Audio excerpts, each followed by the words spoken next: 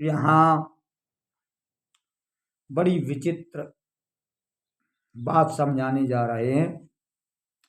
किसी को टारगेट नहीं कर रहे हैं, मात्र समझाने की कोशिश की जा रही है।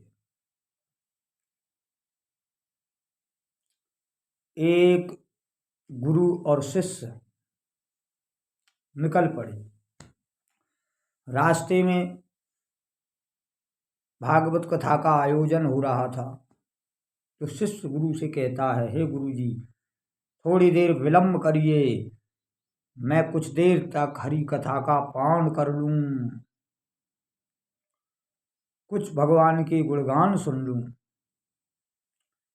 तो गुरु जी कहते हैं शिष्य से, चेला क्यों हैरान रे। हे शिष्य, क्यों परेशान है?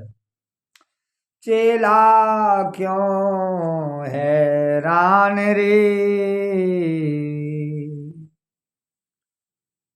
ज्ञान गड़रिया मूरख भेड़।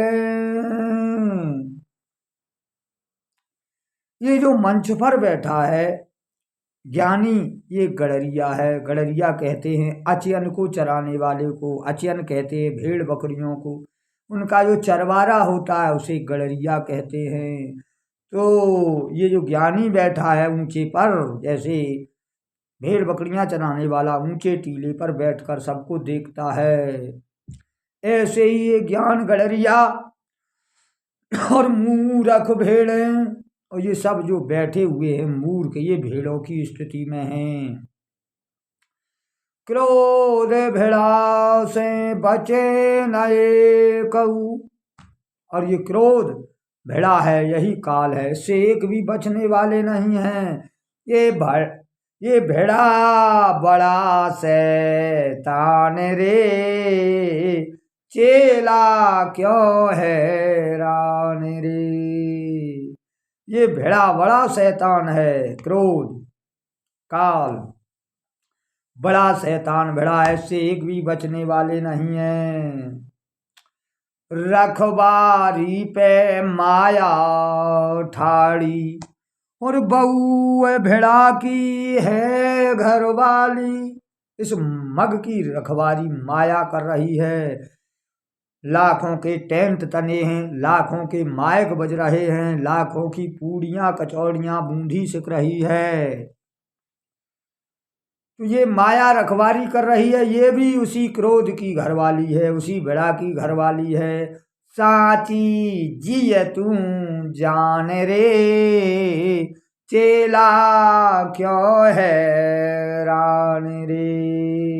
हे शिष्य, क्यों हैरान है, तू इस बात को साची जान ले।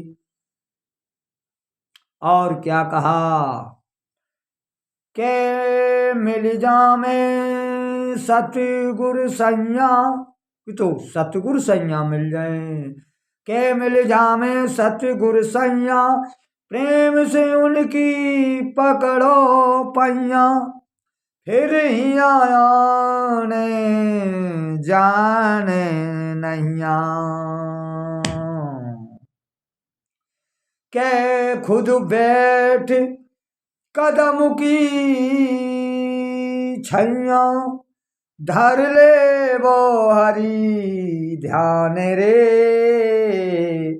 चेला क्यों हैरान रे। कि तो सतगुर सैया मिल जाए, प्रेम से उनकी पैया पकड़ो, फिर आना जाना नहीं। के खुद इसी कदम की डाल पर बैठ, इस कदम की छाया पर बैठ, हरि का ध्यान धर ले, क्यों परेशान है। क्योंकि यहाँ महाभारत के प्रसंग से समझाते हैं। महाभारत में चक्रव्यूह रचना के बाद कमलव्यूह रचा गया। कमलव्यूह के अंदर जयद्रथ छिपा बैठा है, जो संशय है।